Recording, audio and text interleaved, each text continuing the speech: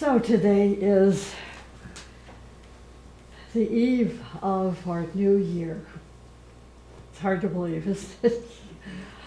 Anyway, before I get started on the talk this morning, I just wanted to thank all of you here in the room today, and also those of you that are supporting us by listening and practicing and enjoying the lectures on YouTube. We would like to, not just myself, but all of us here in the group would like to tell you how much we appreciate your support, and also support in sharing our weekly lectures with your groups and your friends. And I was just noticing this last week that we have so many people now from around the world that are listening to the Sunday talks. Last week we had a person from Turkey, which is the first time we've had that experience, and we have people from Russia, from Germany, from Spain, and other countries like Puerto Rico, which is really part of the United States, and of course plenty in the United States that not only participate on Sundays but also listen to the YouTube. So it's very encouraging to see how the teaching is now spreading throughout the world. And toward that effort, we appreciate your support. So today I'm going to be talking about approaching the teaching. The paths to awakening are many. The teachings are rich and varied. The great teachers of the past and the present offer us the richness of their wisdom and their experience. Never before has there been such an age when the spiritual richness of the centuries have been so accessible. These maps have true meaning for us, but only when we actually undertake and find the path for ourselves. In that process of seeking and finding, we soon find, however, there is no standard map to enlightenment. Each person is unique, with unique talents and strengths. It is not enough to emulate those who have traveled this path before, or to attempt to model ourselves after them, no matter how much we may admire their spiritual greatness. The fundamental message of every great spiritual teacher is that we must learn to see through our own eyes and to travel the discovered path ourselves. Sages teach us that the fundamentals needed for beginning any authentic spiritual venture, virtue, humility, nobility, love, and compassion, and also to empty ourselves. These are the fundamentals that are needed for the beginning of any spiritual venture. To empty ourselves of ego, of vanity, and self-centeredness. Now, when we consider the whole idea of emptying ourselves, it reminded me a few years ago of a young woman that came into the White Mountain group and was seeking. And she had been studying with us for about a year, and then we had a conversation. And in that conversation, I happened to mention to her that the teaching emphasizes the importance of emptying ourselves. And I asked her if she was ready to empty herself. She became so angry at me. She did not understand. She said, after all these years of traveling a religious path and gaining experience, why should she empty herself of her religion, of her experience? And I said, it's not that. And this is something for all of us to really think about, and that is, What in us must we empty? And so I talked to her about ego and vanity and self-centeredness. And she felt that ego and vanity and self-centeredness was how one built confidence in themselves and how one was able to defend oneself against those who were intimidating and imposing themselves on her. And I said, you know, that's all so personality. I said, we're more than our personality. We're more than our ego. We're more than vanity. And these are the things that we want to empty ourselves from so that we can open the door, open a portal, if you will, to who we really are. What is my purpose in life? What is the purpose of this incarnation?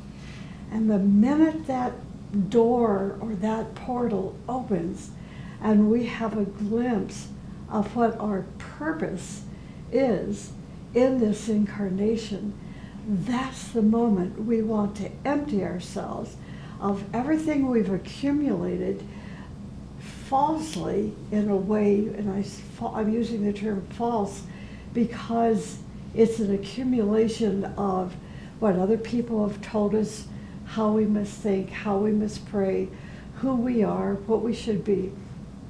We set all of these things aside because now we are aligned with the purpose of this incarnation.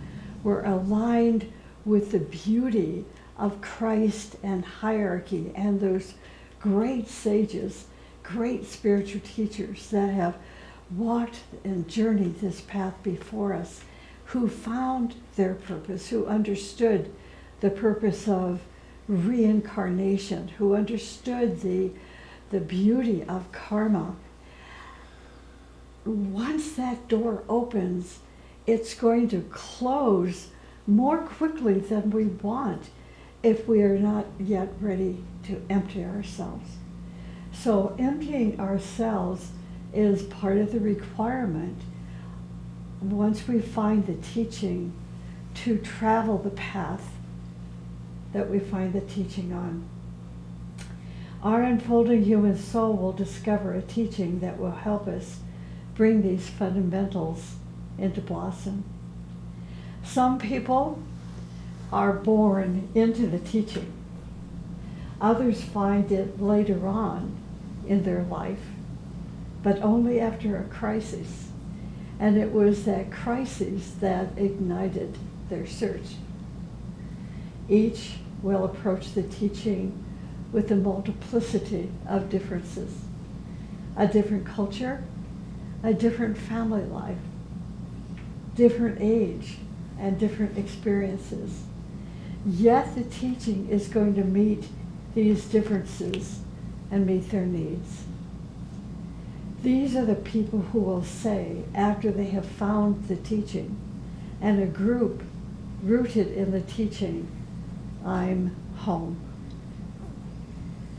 Something that because a person was born into the teaching, that they were blessed. Where for some, that was true, but for others, there was not. Some born into the teaching leave, for they were unable to cultivate an appreciation or love for what they were given. Once they leave home, it may be for many years, until one day they awaken to a feeling, a sense of being empty, of loneliness, that something is missing. Such a person will then begin to find their way back to the teaching. For the teaching is a way of life. The teaching is a living teaching. So why do people search for the teaching? They search for the teaching because they are sick of themselves, of their life, their problems, the conditions in their life, their pain and suffering. They have discovered that they are wasting their life. And they must find something in life that is substantial, beautiful, uplifting, something that will take them out of the darkness into the light. And their approach to the teaching begins. One would think that at this point, they would then live happily ever after. If this is the case, they have wrongly approached the teaching. Some believe the teaching is a commodity which they can buy to feed their pocketbook and to feed their personal needs and increase their knowledge. But we are told that when a person approaches the teaching as if it were a supermarket, they will not profit spiritually from it. This is a significant statement and one to remember. If you approach the teaching as if it were a supermarket, there will be no spiritual profit. So first let's define the teaching. The teaching is the teaching of the ageless wisdom. It is the light for which your divine spark is searching. And this is a quote by Torquem Saradarian. He says, the teaching is the melody within the symphony of creation. The melody within the symphony of creation. He said the melody of the teachings was born from the symphony of notes of creation. It is a beam of light from the logos of the planet, the sun, and cosmos. He said the notes of the Most High. It is a beam of light from hierarchy which reveals the plan for oneself and humanity. Some literature, religious or secular, claims to be the teaching. However, it is simply noise, a noise that pollutes the soul but pleases one's glamours and illusions, one's vanity and ego, hatreds and jealousies. The teaching we are talking about is related to the whole of existence, not just one or two parts. It is not only what we know, but also what we do not know. The teaching was given by the Christ, Krishna, and Buddha, and their disciples. It contains the highest wisdom a person can assimilate. There is a teaching given through H.P. Blavatsky, Helena Rourke, who are reflecting great teachers' wisdom. The Ten Commandments, the Sermon on the Mount, and the Noble Eightfold Path are precious treasures of the teaching. It is your higher self that wants you to study the teaching. This means that once you are on the path of the teaching, if you disobey the teaching of truth and love and life, then you are betraying your higher self. Remember that all true teaching is given by the hierarchy. When students approach the teaching as a supermarket, exploiting it for their own benefits, they are wasting the teaching, and it turns against them. For example, they become hypocrites. They accumulate a most heavy karma. They fall into isolation, and their friends and followers will leave them. And they will be born into unfortunate circumstances in their next incarnation. If the teaching is for the higher self, then we must only use the teaching for the actualization of our higher potentials and as a means to cause transformation in our lives. This is the first approach to the teaching, to cause transformation and to actualize our higher potential. And then the next approach to the teaching is to learn what love really is and how to love. For example, a disciple knows that love is beauty and does all that they can do to create to create beauty. There is the most beautiful story about a Sufi who was once living in exile in the forest. And after a long time, a time during which he had developed true love in his thoughts and feelings and heart, he returned to his country.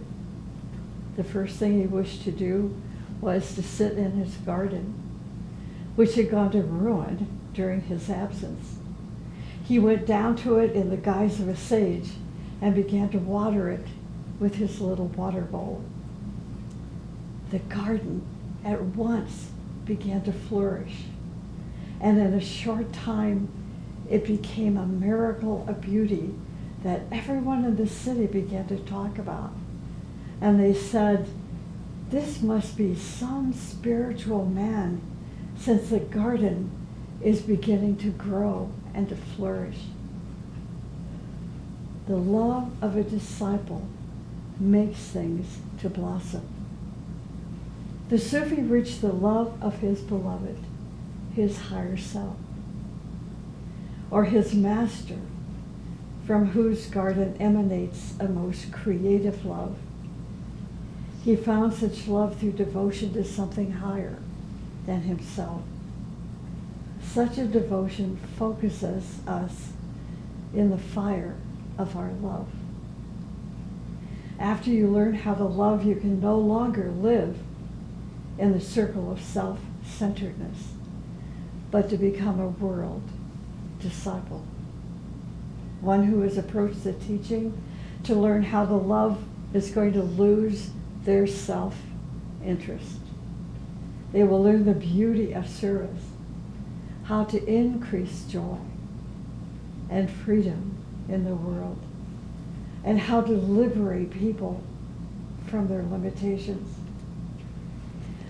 I was thinking earlier this morning, I had listened to a young man that was being interviewed probably on CNN, and the interviewer was talking to the expert about loneliness and the cause of loneliness, and said that this country and the world is in trouble because so many people are feeling alone, feeling that deep sense of loneliness, and oftentimes taking their lives. And I saw it as a sign to find the teaching, a sign to search for something greater than ourselves. That if we're lonely, what are we lonely for? And that's when that door is going to open. So I found that interviewer and the interviewee giving us a call, because millions of people watch TV and CNN, and if they can just hear that message as a call, they're going to take their first step into the teaching, empty themselves, and then fill themselves with the beauty and love of the Christ. The teaching is a path to become the self, to be real, to remove our false masks, our vanities and ego. It puts us on a path that leads us from darkness to light, from the unreal to the real.